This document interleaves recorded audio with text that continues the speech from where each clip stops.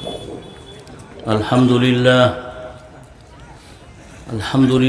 نحمده ونستعينه ونستغفره ونؤمن به ونتوكل عليه ونعوذ بالله من شرور أنفسنا ومن سيئات أعمالنا من يهده الله فلا مضل له ومن يضلله فلا هادي له ونشهد أن لا إله إلا الله وحده لا شريك له ونشهد أن سيدنا ومولانا محمدًا عبده ورسوله صلى الله عليه وسلم تسليمًا كثيرًا كثيرًا أما بعد فقد قال النبي صلى الله عليه وسلم العلماء ورثة الأنبياء أو كما قال صلی اللہ علیہ وسلم۔ حضرت صدر محترم، حضرات علماء کرام، بزرگوں اور دوستوں، آپ کے ضلع مرشد آباد کا یہ نہایت اہم اجلاس ہے۔ اس کے لیے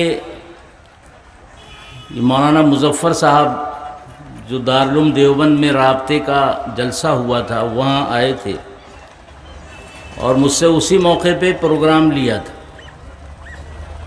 تو یہاں کے کچھ حالات مجھے پہلے سے معلوم ہیں۔ میں نے ان سے کہا تھا کہ کوئی جھگڑے اختلاف کی بات جلسے میں نہیں ہونی چاہیے۔ یہ کہہ رہے تھے کہ ٹھیک ہے۔ پھر مولانا کا بھی فون آیا، ان سے بھی میں نے یہ بات کہی۔ تو یہ ایک دینی جلسہ ہے، دینی جلسوں میں سیاسی باتیں نہیں ہونی چاہیے۔ سیاسی بات آپ کو کرنی ہے تو آپ سیاسی لوگوں کو بلائیے، پھر علماء کو مت بلائیے۔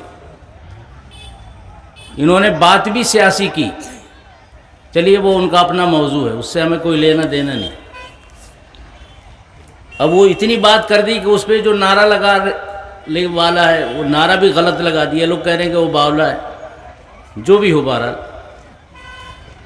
دینی جلسوں میں اس طرح کی باتیں مناسب نہیں۔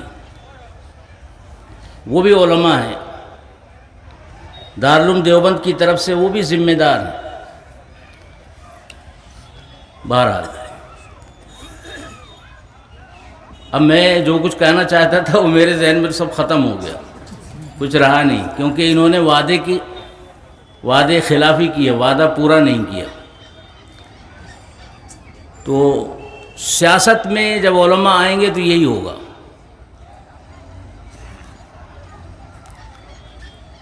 جس انداز سے تقریر مولانا کی ہو رہی تھی پہلے تو بہت اچھی ہوئی، پھر وہ مودی اور امت شاہ تک گئے تو وہیں سے بگڑ گئی۔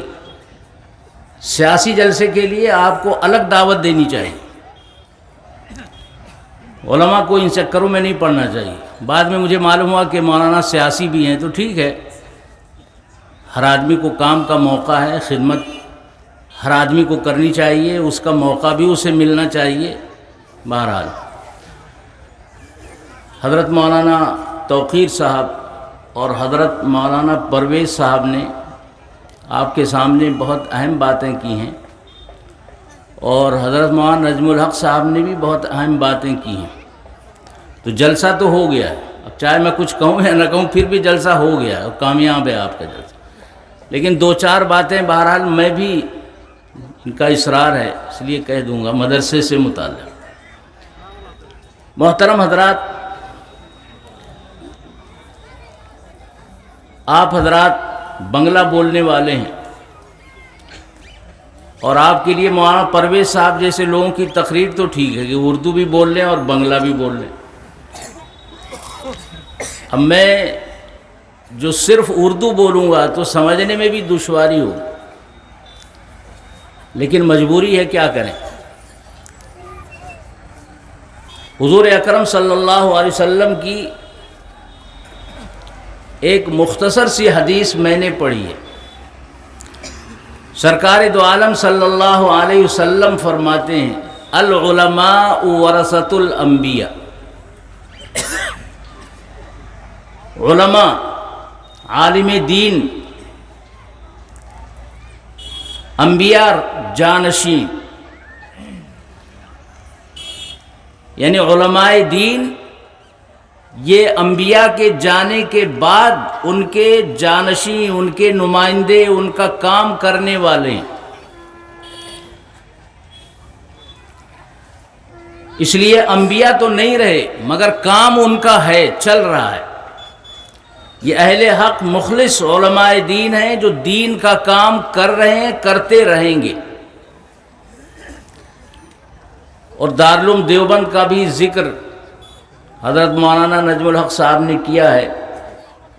پورے ملک میں بلکہ پورے بر صغیر میں جہاں بھی دین کا کام ہو رہا ہے، جہاں بھی مسجدیں آباد ہیں، جہاں بھی مدرسے چل رہے ہیں، قال اللہ و قال الرسول کی صدائیں بلند ہو رہی ہیں، جہاں بھی چہروں پہ داڑھی اور بدن پہ شرعی لباس ہے، یہ سب صدقہ ہے ہمارے بزرگوں کا، ہمارے اکابر کا، علماء دیوبند کا۔ یہ علماء کرام کی قربانیاں ہیں کہ ملک میں اسلام زندہ ہے، مسلمان موجود ہیں، دین پر عمل ہو رہا ہے، دین کا کام ہو رہا ہے، دین سے محبت رکھنے والے لوگ موجود ہیں۔ آپ حضرات کے سامنے پوری تاریخ ہے، اور مرشد آباد تو جنگ آزادی کی تاریخ شروع کرنے والا ہے۔ نواب سراج الدولہ نے سب سے پہلے انگریزوں سے یہاں لوہا لیا، مقابلہ کیا، اور ان کے انگریزوں کے گندے قدم کو روکنے کی کوشش کی، مگر غداروں کی غداری کی وجہ سے کوشش ان کی کامیاب نہیں ہوئی، مگر پہلی بنیاد انہوں نے ہی رکھی۔ ان کے بعد 1757 کی یہ جنگ آزادی، پھر سلطان ٹیپو علیہ الرحمہ کی جنگ آزادی ہے، پھر علماء دیوبند میدان میں آتے ہیں، انہوں نے اس سلسلے میں کوششیں کی ہیں، اور ہمارے علماء اور بزرگوں کی برکت سے یہ ملک آزاد ہوا۔ ہمارے علماء نے آزادی کی کوششیں اس وقت شروع کی جبکہ دوسرے لوگ خواب غفلت میں مست تھے، ان کو غلامی کا بھی احساس نہیں تھا، آزادی کی ضرورت کا بھی احساس نہیں تھا۔ تو دارالعلوم دیوبند کا یہ کارنامہ ہے۔ نبی پاک صلی اللہ علیہ وسلم نے یہ دین تعلیم کے ذریعے ہی پھیلایا ہے۔ قرآن کریم نازل ہوتا تھا تو سرکار دو عالم صلی اللہ علیہ وسلم قرآن کریم صحابہ کو پڑھ کے سناتے تھے۔ قرآن میں نبی پاک کا جو مشن بیان کیا گیا ہے، جو کام بیان کیا گیا ہے، وہ دو تین ہے۔ اس میں پہلا کام قرآن کریم کی تلاوت۔ یہ قرآن جو ہمارے اور آپ کے سامنے ہے، یہ 23 سال کے اندر نبی پاک صلی اللہ علیہ وسلم پر اترا۔ نبی پاک صلی اللہ علیہ وسلم یہ قرآن صحابہ کے سامنے پیش کرتے تھے، صحابہ اسے یاد کرتے تھے۔ پھر جب آپ ہجرت کر کے مدینہ منورہ تشریف لائے تو آپ نے مسجد نبوی کے اندر ایک مدرسہ قائم کیا جس کو صفہ کہا گیا۔ وہاں یہ صحابہ کرام بیٹھ کر دن رات پڑھتے تھے، نبی پاک صلی اللہ علیہ وسلم انہیں پڑھاتے تھے۔ تو وہ کام جو نبی پاک صلی اللہ علیہ وسلم نے خود کیا ہے وہ ہے قرآن کریم کی تعلیم۔ اور حدیث میں آپ نے فرمایا خیرکم من تعلم القرآن وعلمہ، تم میں سب سے بہتر وہ آدمی ہے جو قرآن کریم کی تعلیم دے، قرآن کریم سیکھے اور قرآن کریم سکھائے۔ تو تعلیم قرآن یہ نبی پاک کی پہلی ذمہ داری اور پہلا کام ہے۔ آج یہ ہماری بھی ذمہ داری بنتی ہے کہ ہم اپنے بچوں کو قرآن کریم کی تعلیم دیں، بچیوں کو قرآن کریم کی تعلیم دیں، بچوں اور بچیوں کو مدرسے اور مکتب میں داخل کر کے پڑھائیں۔ ہماری قوم کا کوئی فرد ایسا نہ رہ جائے جو قرآن کی تعلیم سے محروم۔ دوسرا کام تعلیم کتاب و حکمت، قرآن و حدیث کو سکھانا۔ قرآن میں کیا ہے؟ ارے اسے باہر بند کر لو یار، ہر کام جو ہے مولویوں کا ہر کام اسے کیوں چلا رکھا ہے، اسے بند کرو۔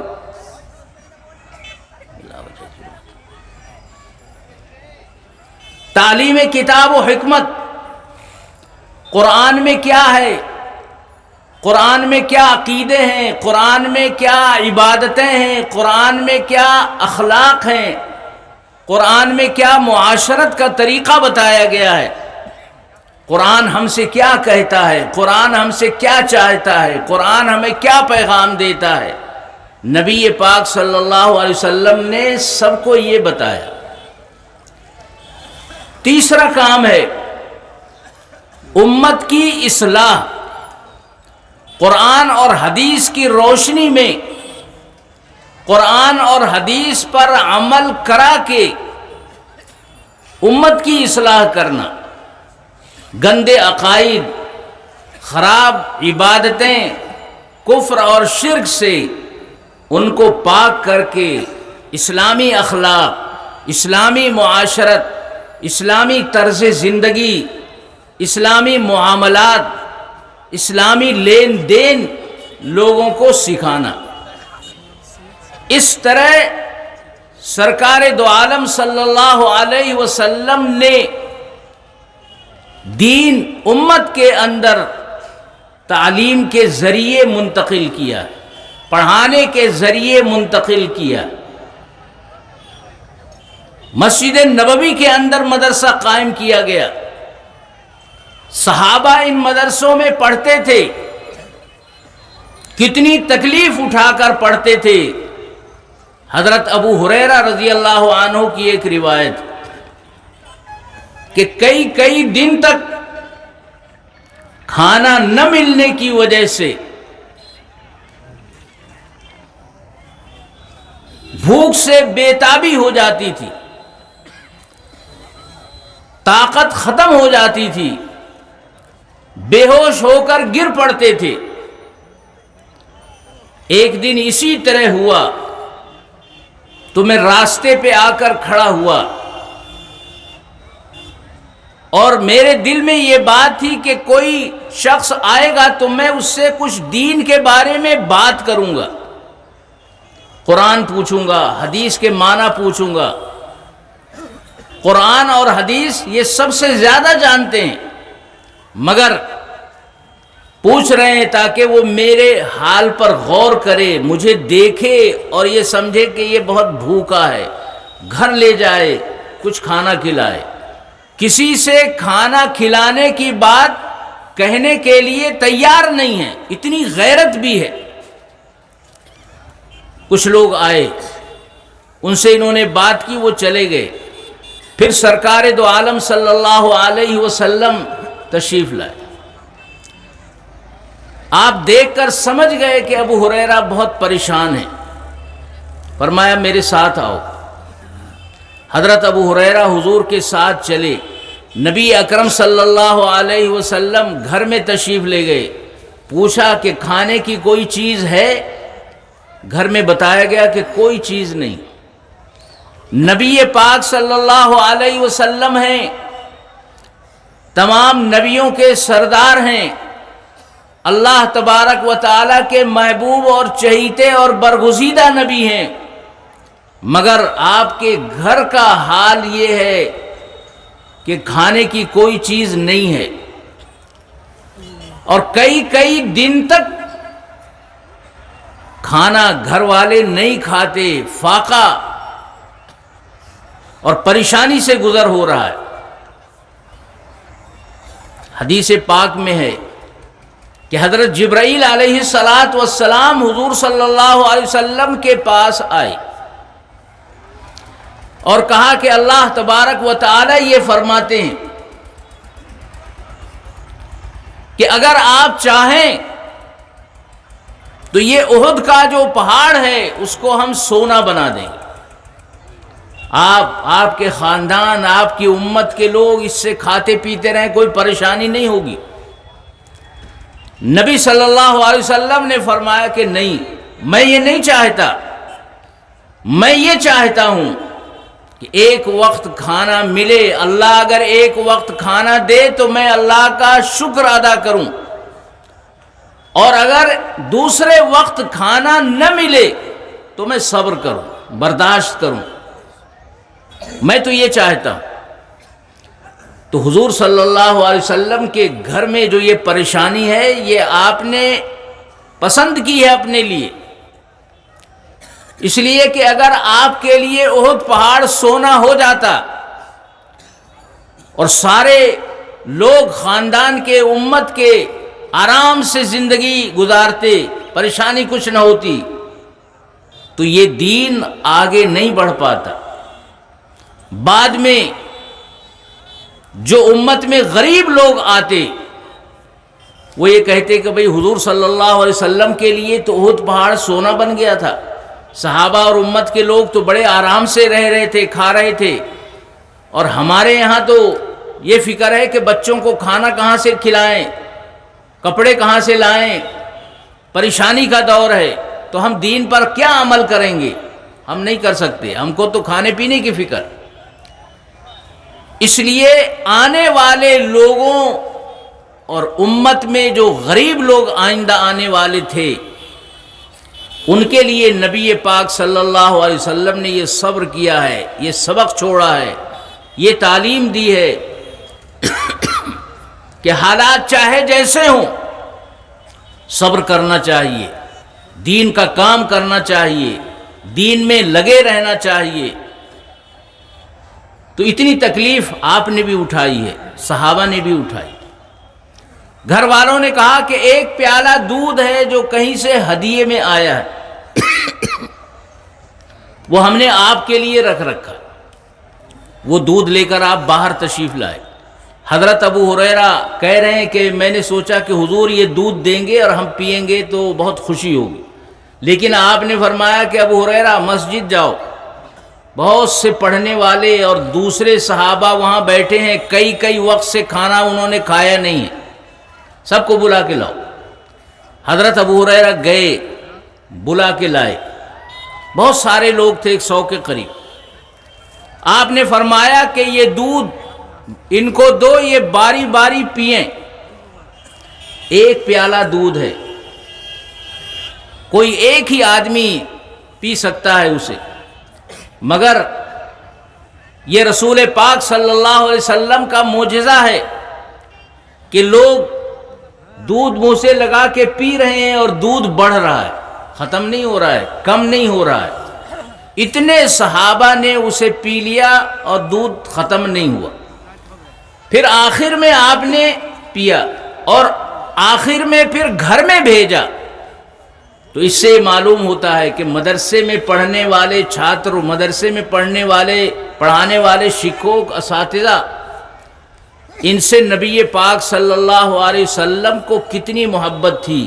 ایک پیالہ دودھ آپ کے گھر میں ہدیہ آیا ہے، وہ آپ نے بھی نہیں پیا، گھر والوں نے بھی نہیں پیا، پلایا گیا تو سب سے پہلے مدرسے میں پڑھنے والے چھاتروں کو، صحابہ کو، کہ یہ جو مدرسے میں پڑھ رہے ہیں یہ دین حاصل کر رہے ہیں، انہی کے ذریعے دین ساری دنیا میں پھر پھیلے گا۔ اور ایسا ہی ہوا، صحابہ کرام بعد میں ساری دنیا میں پھیلے اور ان کے ساتھ علم دین بھی ساری دنیا میں پھیلا۔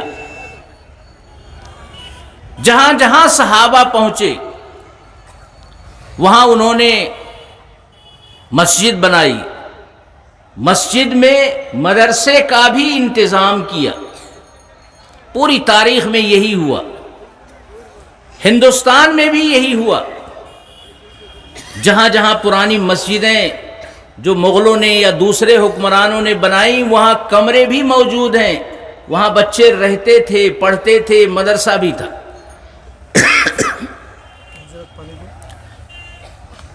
دلی اور آس پاس ہزاروں مدرسے تھے۔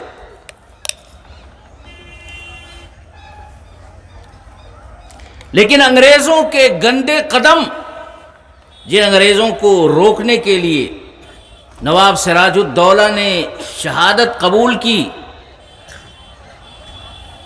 ان انگریزوں کے قدم جب پورے ملک میں، یہاں کی جنگ میں شکست کے بعد پورے بنگال میں انگریز چھا گئے، پھر پورے ملک میں چھا گئے،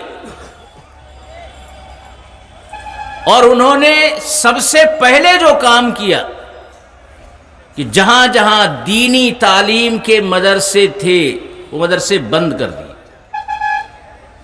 جو بادشاہوں نے زمینیں، جائیداد، اوقاف مدرسے کے لیے، مسجد کے لیے دی تھی، ان پر بھی پابندی لگا دی، ان کو بھی لے لیا، اور تعلیم کا کوئی انتظام نہیں رہا۔ پھر اللہ تبارک و تعالی کے کچھ بزرگ، کچھ اولیاء جو دیوبند اور دلی کے آس پاس کے تھے، انہوں نے بیٹھ کر سوچا کہ اس کا کیا حل کیا جائے۔ پورے ملک کے اندر انگریز چھا گئے ہیں اور وہ اپنا مشن چلا رہے ہیں۔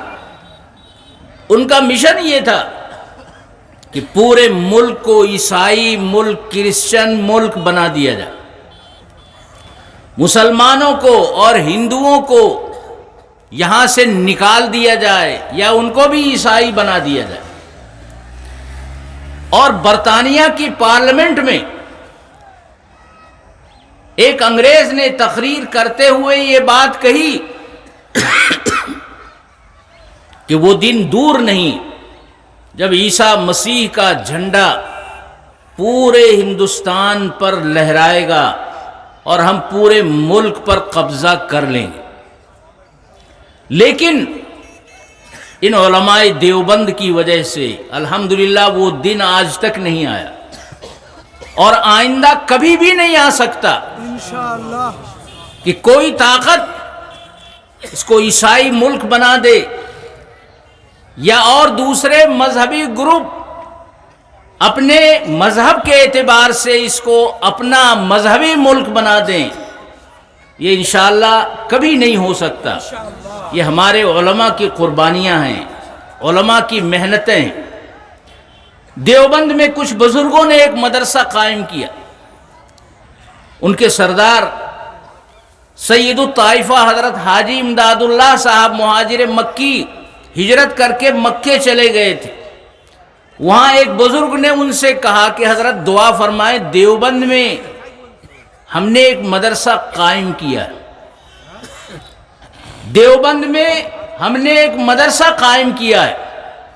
تو حضرت حاجی امداد اللہ صاحب نے فرمایا کہ اچھا ماشاءاللہ، آپ کہہ رہے ہیں کہ دیوبند میں ہم نے ایک مدرسہ قائم کیا ہے، آپ کو پتہ نہیں کہ اللہ کے بزرگوں اور بزرگ ہستیوں کی کتنی پیشانیاں تہجد کے وقت اللہ کے دربار میں جھکیں اور انہوں نے اللہ سے دعا کی کہ اے اللہ اس ملک میں اسلام، مسلمانوں کی حفاظت اور اسلامی علوم کی حفاظت و اشاعت کا کوئی انتظام فرما۔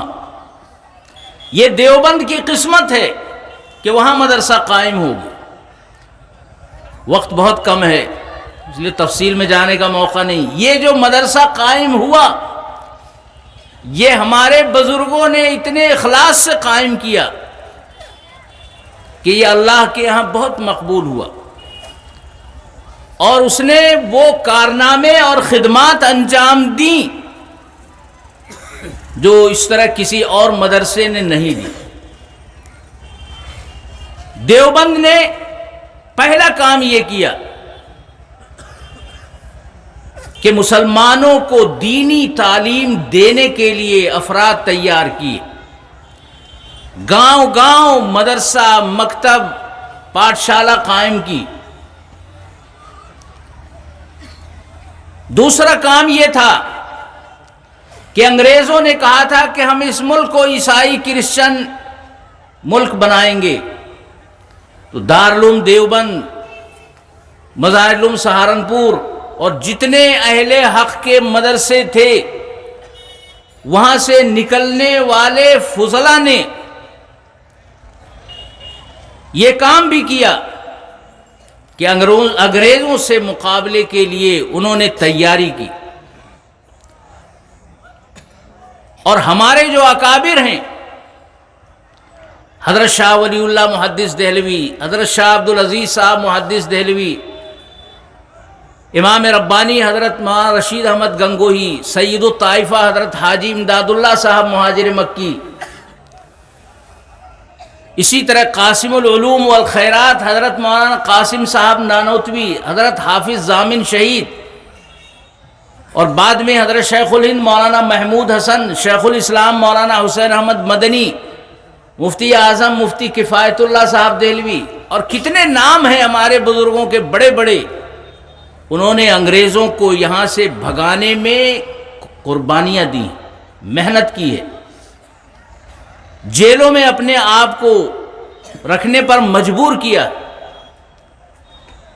مگر ہمارے اکابر کی قربانیوں کی بدولت اور عوام میں آزادی کی روح پھونکی کہ ملک آزاد ہونا چاہیے.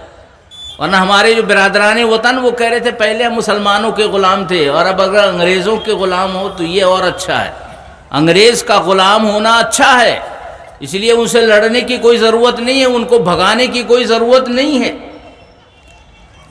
لیکن یہ علماء نے اور مسلمانوں ہی نے عام لوگوں میں یہ احساس پیدا کیا کہ آزادی ملنی چاہیے، انگریزوں کو بھگانا چاہیے. پھر ہمارے اکابر حضرت شیخ الہند، مہاتما گاندھی، جواہر لال نہرو اور دوسرے بڑے لیڈروں کے ساتھ مل کر لڑے اور ان کو آزادی کی لڑائی میں شریک کیا، تو ملک اس طرح آزاد ہوا. تو ملک کی آزادی میں دارالعلوم دیوبند اور دوسرے مدرسے کے فضلاء اور علماء کا بڑا رول ہے، بڑا حصہ ہے.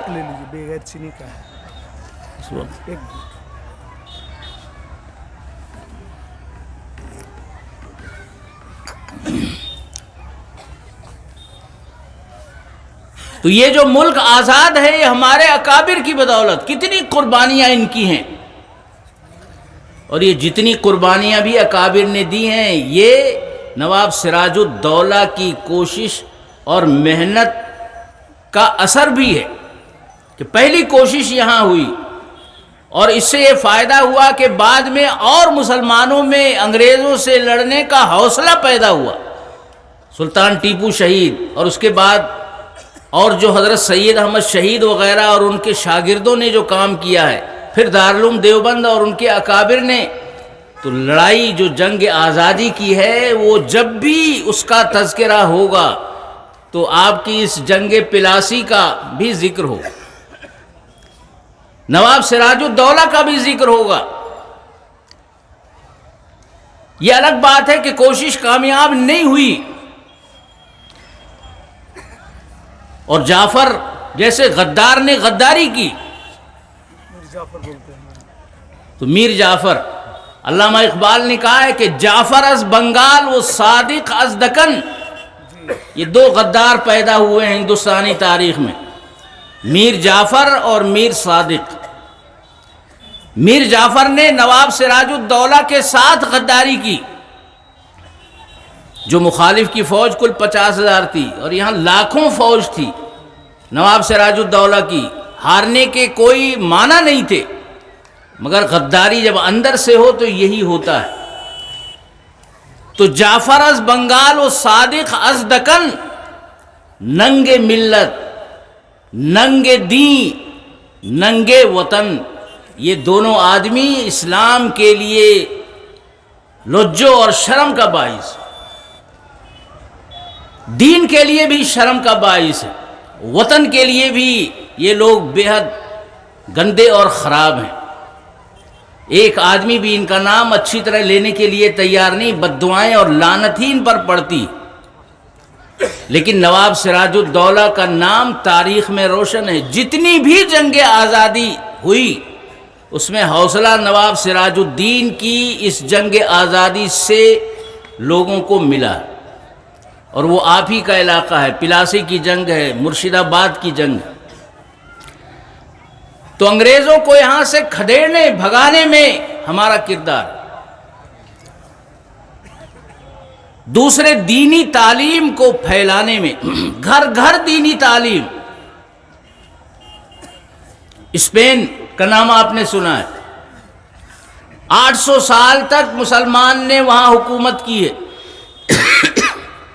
جب مسلمان وہاں سے گئے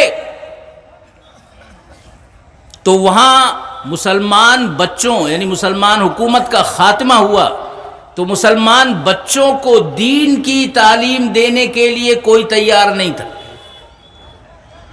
لوگوں نے مسلمانوں کو لاکھوں کی تعداد میں مارا، بے دین بنا دیا۔ لیکن یہاں ہندوستان میں جب مسلمانوں کی حکومت ختم ہوئی اور انگریز نے اس کو عیسائی ملک بنانا چاہا تو وہ کامیاب نہیں ہوئے۔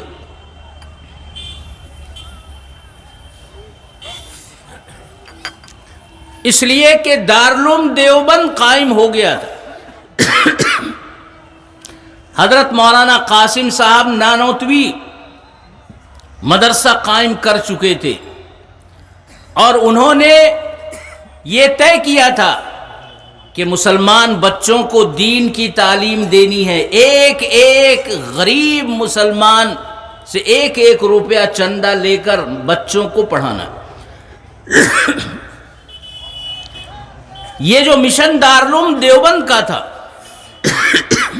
یہ پورے ملک میں پھیل گیا، پوری دنیا میں بھی پھیل گیا۔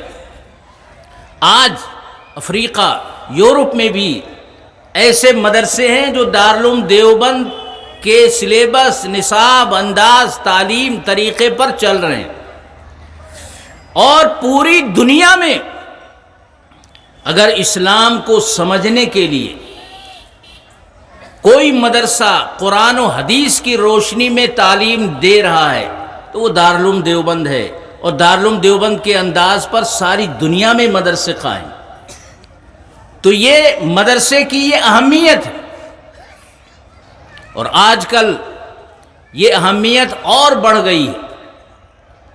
آج مسلمان بچوں کو بے دین بنانے، مرتد بنانے، ان کو گھر واپس لانے کا نام دیا ہے ان لوگوں نے، لاکھوں روپے اس پر خرچ کر رہے ہیں۔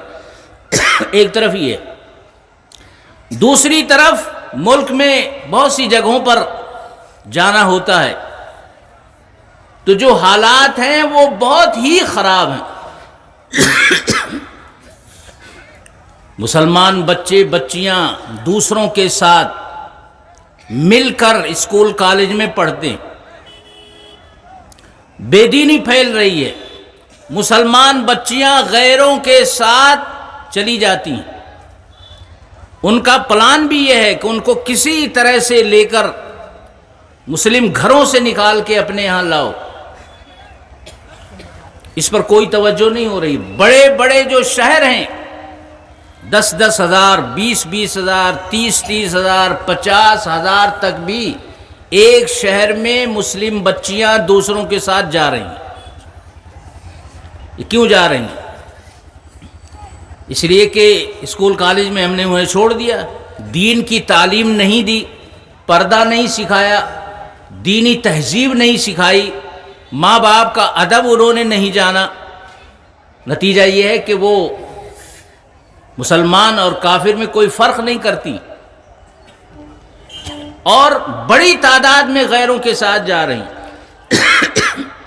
چند سال پہلے لندن میں ایک خاندان کی مسلم بچی عیسائی کے ساتھ چلی گئی۔ انہوں نے بہت علماء کو بلایا سمجھانے کے لیے، تو بچی نے کہا کہ نہیں، آج تک کبھی آپ نے مجھے اسلام نہیں سکھایا۔ ماں باپ سے کہا میں جانتی نہیں قرآن کیا ہے، میں جانتی نہیں نماز کیسے پڑھی جاتی ہے، ایک مسلمان کو کس طرح رہنا چاہیے، تو ساری زندگی تو آپ نے مجھے اسلام نہیں سکھایا، اور آج جب میں اپنی پسند سے ایک غیر مذہب کے ساتھ جا رہی ہوں تو آپ لوگوں کو بڑی تکلیف ہے۔ اس نے کہا کہ آپ معاف کیجیے، اب میں واپس نہیں آتی۔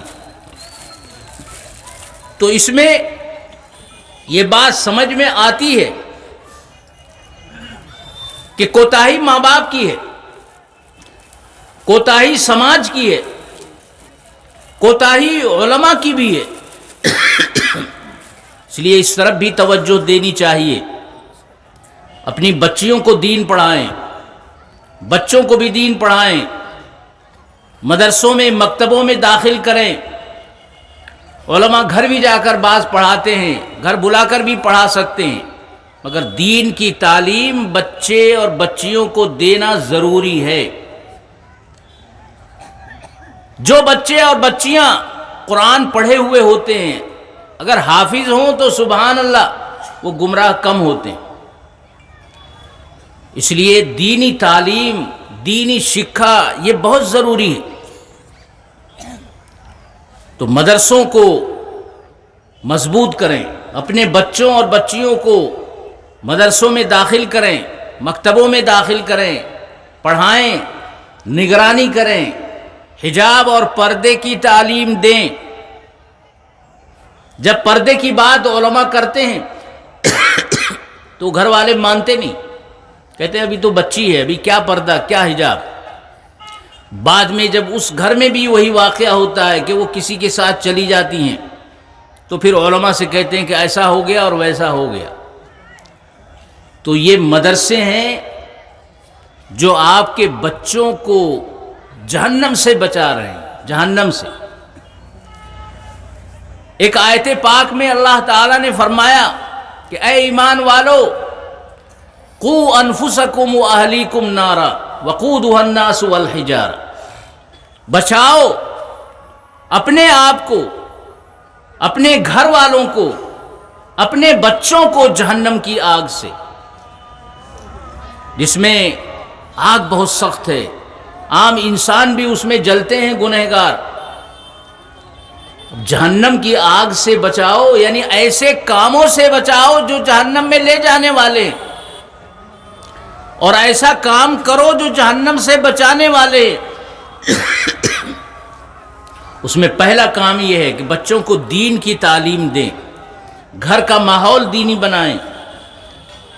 دین کی تعلیم کا گھر کے اندر بھی کچھ چلن ہونا چاہیے۔ جو نوجوان لڑکے ہیں ان کو تبلیغی جماعت میں بھیجیں، یا بڑے ہیں وہ تبلیغی جماعت میں جائیں۔ جو چھوٹے بچے اور بچیاں ہیں وہ مکتب اور مدرسوں میں پڑھیں۔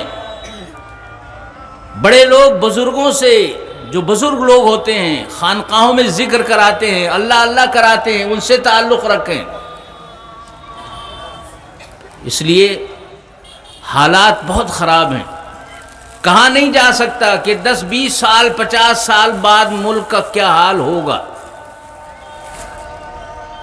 اس لیے یہ اللہ کا فضل ہے کہ ہمارے بزرگوں نے دین ہم تک منتقل کیا ہے، اور پھر ہماری ذمہ داری ہے کہ یہ دین ہم نئی نسل تک پہنچائیں۔ حضرت یعقوب علیہ السلام بڑے نبی ہیں، انتقال کے وقت سارے بچوں کو بلایا اور پوچھا کہ میرے انتقال کے بعد تم کس طرح عبادت کرو گے، کس کی عبادت کرو گے؟ تو سب نے یہ کہا کہ آپ کے انتقال کے بعد بھی ہم آپ کے اللہ کی عبادت کریں گے، جس کی عبادت حضرت اسحاق نے کی، حضرت اسماعیل نے کی، ہم اسی کی ایک عبادت کریں گے، حضرت ابراہیم نے کی۔ تو قرآن نے یہ نقل کیا ہے۔ اس کا مطلب یہ ہے کہ ہر مسلمان اپنے بچوں سے پوچھے کہ میرے جانے کے بعد اس ملک میں تم کیسے رہو گے، ایمان باقی رہے گا یا نہیں رہے گا؟ کہیں ایسا تو نہیں کہ ایمان سے ہاتھ دھو بیٹھو گے۔ اس لیے نئی نسل تک ایمان منتقل کرنا آج کے علماء کی، مدرسوں کی، بزرگوں کی، بڑے لوگوں کی سب سے بڑی ذمہ داری ہے۔ ہم اپنے بچوں کی ایسی تربیت کر جائیں کہ جب ہم اپنے بچوں سے پوچھیں تو وہ یہ کہیں کہ آپ کے بعد بھی اس ملک میں ہم اپنے دین کے ساتھ رہیں گے، اپنے ایمان کے ساتھ رہیں گے، اپنے قرآن کے ساتھ رہیں گے، اپنے مدرسوں کے ساتھ رہیں گے، اپنے بزرگوں کے ساتھ رہیں گے، اپنے حیا اور پردے کے ساتھ رہیں گے۔ اذان بھی ہو گئی ہے اور اب میں حضرت مولانا نجم الحق صاحب کا آخر میں شکریہ ادا کرتا ہوں کہ انہوں نے مجھے دعوت دی اور میں یہاں حاضر ہوا اور دین کی کچھ باتیں کہنے کا موقع ملا۔ اور بیچ میں کچھ باتیں ہو گئیں جو بدمزگی پیدا جن سے ہوئی، بہرحال اس طرح کی باتیں نہ ہوں تو بہتر ہے۔ تو یہ کام کر رہے ہیں اور مجھے معلوم ہوا کہ یہ بہرحال بہت کام کر رہے ہیں۔ مولانا توقیر صاحب، میں بھی ان سے پہلے ہی سے واقف ہوں، لیکن مولانا توقیر صاحب بھی مجھ سے کہہ رہے تھے کہ وہ بہت سے کام کر رہے ہیں۔ تو اللہ تعالیٰ ان کو اور مضبوط کرے، ان کے کاموں کو قبول فرمائے، اور آپ حضرات جو ان کے ساتھ جڑے ہوئے ہیں اسی طرح جڑے رہیں، کیونکہ بہرحال ایک عالم جو ہے وہ دین کے فائدے کے ہی کام کرتا ہے۔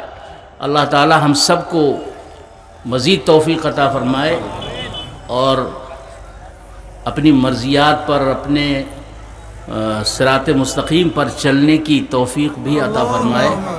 وآخر دعوانا ان الحمدللہ رب العالمین۔ دعا فرمائے۔ اللہم صلی علی سیدنا و مولانا محمد وعلی آلہ و صحبہ اجمعین۔ اے اللہ اپنے فضل و کرم سے ہم سب کے گناہوں کو معاف فرما۔ اے اللہ اس اجلاس میں جو کچھ کہا گیا ہے اللہ ہم سب کو اس پر عمل کی توفیق عطا فرما۔ اے اللہ جن حضرات نے اجلاس کیا ہے ان کو قبول فرما۔ اے اللہ اجلاس میں آنے والے سارے لوگوں کو قبول فرما۔ اے اللہ ہم میں جو پریشان حال ہیں ان کی پریشانی دور فرما، جو بیمار ہیں شفائے کاملہ عطا فرما، جو قرض دار ہیں غیب سے قرضے کی ادائیگی کی صورت پیدا فرما۔ اے اللہ ہم سب کو اپنی مرضیات پر چلنے کی توفیق عطا فرما۔ اے اللہ ہر طرح کی پریشانیاں دور فرما، آسانیاں پیدا فرما، حکام کے شر اور فتنے سے ہم سب کی حفاظت فرما۔ ربنا تقبل منا انک انت السمیع العلیم وتب علینا یا مولانا انک انت التواب الرحیم۔ وصلی اللہ تعالی علی خیر خلقہ سیدنا و مولانا محمد وعلی آلہ و صحبہ اجمعین برحمتک یا ارحم الراحمین۔